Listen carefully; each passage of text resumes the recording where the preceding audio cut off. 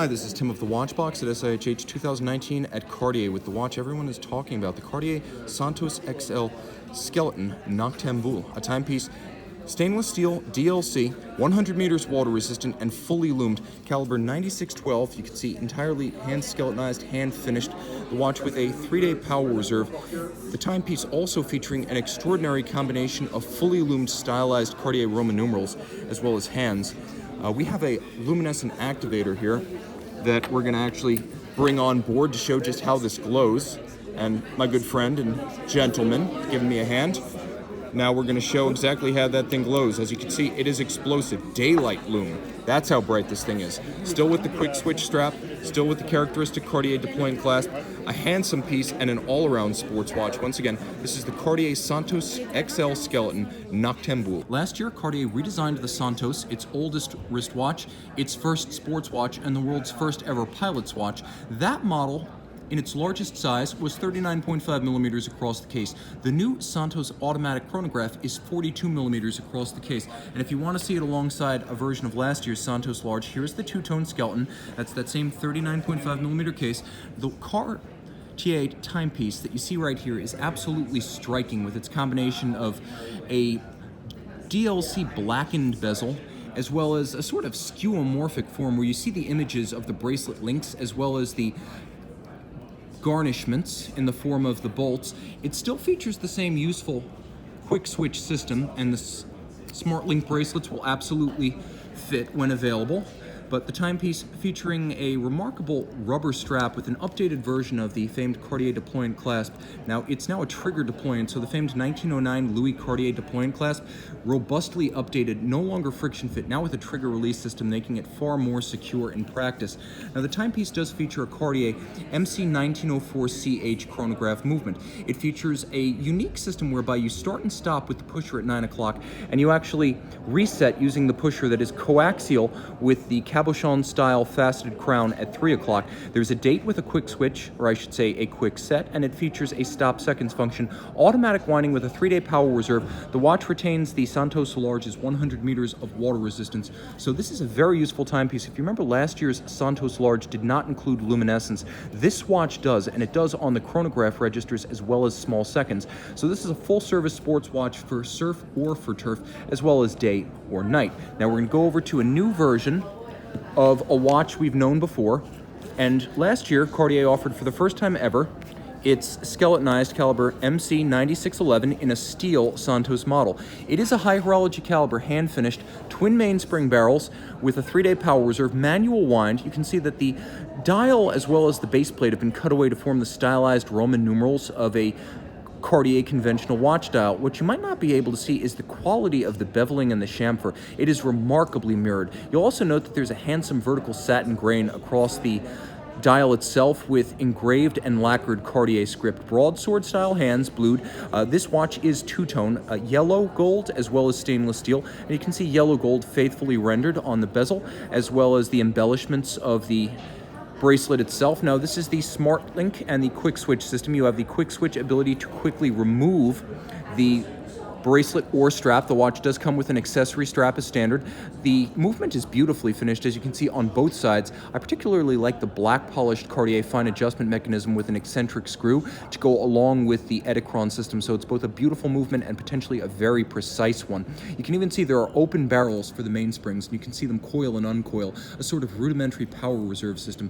Now, you press little triggers inside the bracelet itself. This is what Smart Link is all about. This one featuring a packing tape, so I can't quite pull it apart, but the smart thing is you push that trigger, you pull it apart, you can disassemble the bracelet without tools, and the bar that retains the link cannot come out entirely, so you don't wind up with two fiddly pieces floating around. They stay together. Full deployant clasp. The watch still 100 meters water resistant like its non-skeletonized full steel brethren. This is quite natural for Cartier, as yellow gold and steel on a Cartier just feels right. Now, the timepiece does have some company in the new chronograph collection. We'll jump back to the chronos real quick. Rose gold, still 42 millimeters. You can see it features a satin finish dial, vertical satin finish with a sunburst along the hour track, Cartier's secret signature inside the Roman numeral 5 of the 7. And you can see that there is also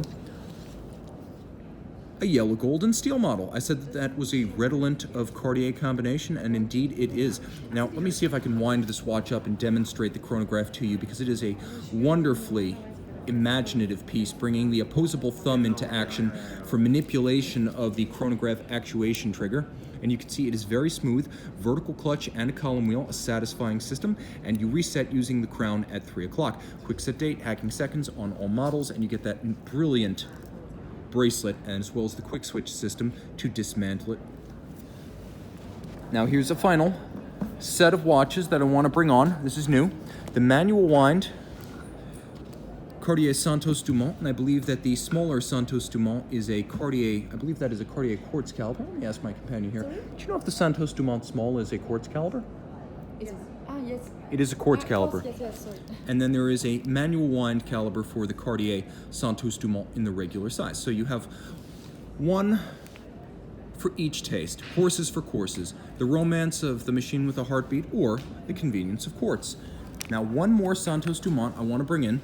This is the conventionally sized Santos Dumont Large in full steel. You can get it with beautiful combination of a satin finish as well as the polished bezel, and you can see it is quite distinct from the Santos Large. If we could bring back, my friend, the two-tone Santos Large for a moment, you can see how the bezel of the Santos Large flows down almost like a waterfall around the lugs. And the Santos Dumont, a little bit more traditional, a little bit more like the original, closer to the 1904 prototype. You can see that the bezel is rounded on its flanks, but otherwise a conventional square.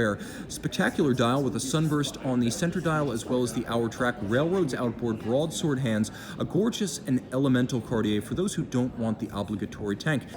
In a way, the CPCP collection from 1998 to 2008 represented a modern zenith of Cartier watchmaking, and it is revisited with the 2019 Cartier Privé Tonneau. Now, this is the Tonneau in celebration of the 1906 form that represented, after the Santos, one of the earliest Cartier wristwatches, but the one you see here powered exceptionally by a Cartier skeleton manufactured caliber 1919. Manual wind, 4 Hz beat rate, 60-hour power reserve, but what really sets this apart, and let's talk about the case first because it is in platinum. The watch is the Tonneau form. There are going to be 100 pieces made of each example of this collection. The timepiece in platinum is 52.4 millimeters long, lug to lug, and the timepiece is also relatively slim at 29.6 millimeters across. So that's your dimension, and I wish I could throw it on the wrist, but my camera is too close hauled. It is 11.6 millimeters thick, so you get a good sense of the watch, roughly 29 by 52 by 11.6. Let's get close because this is almost a baguette movement. You can see how it is actually cambered and arced. The gears are beveled and angled. You can see that the movement itself does feature angled and curved plates, which is exceptional. The finish is everything you would expect in a Cartier flagship piece. There are 2 independent time zones, caliber 1919, featuring 35 jewels, and you can really get a sense of the camber of the movement when you view it from the back. A sensational straight-grained finish with a mirrored chamfer. You can see it is a beautiful movement as well as a nicely finished movement, and there is a difference. Very few movements are actually designed to look good.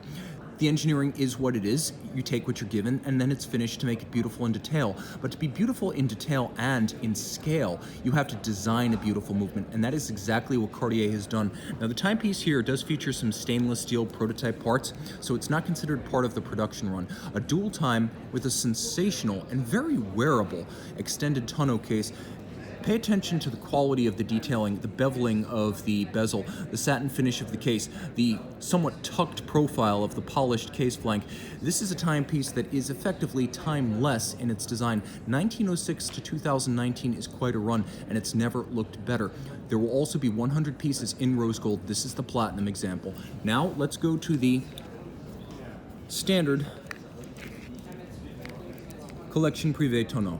Now, this is an intriguing watch in rose gold. These are a little bit smaller, 26 millimeters across the case and 46 millimeters lug to lug. They're also slimmer at just over 8 millimeters thick. Now, the watch does have a wonderful cambered sapphire about it, which is one of the most intriguing qualities because of the way it plays with the light across the dial. The dial is best described as a deep and lustrous champagne sunburst. It's certainly not silver, and it's not quite gold. The hands at center are a loop style fouet, so a leaf hand with a loop, a little bit of a hybrid Breguet leaf hand, and highly stylized Cartier Roman numerals. You can see they are actually applique, so they do have height as well as luster to them. Inside, a simple manual wind, Cartier manufacture 1917, but these timepieces principally about the style. Now let's talk quickly about what might be my favorite watch of the new collection. This is the Privé Tonneau in platinum. You know you're looking at a platinum production Cartier when you see a true ruby cabochon. Stylized crown, stylized case, simple but strong. Just as with the dual time, you can see that the case is defined by a sharp crease between the satin of the case flank and the polish of the bezel itself. Now the hands on this one are blued rather than blackened, and they do create a different aesthetic. Also, applique Roman numerals, you can see they do have height as well as twinkle and gleam. A very narrow spacing at the end of the case. You can see that Cartier is all about vintage aesthetic, and a narrow lug spacing is a hallmark of vintage watches. You can see the watch comes with a simple but handsome platinum pin buckle to match. This is the Cartier Privé Tonneau in platinum for the Cartier Privé Collection 2019.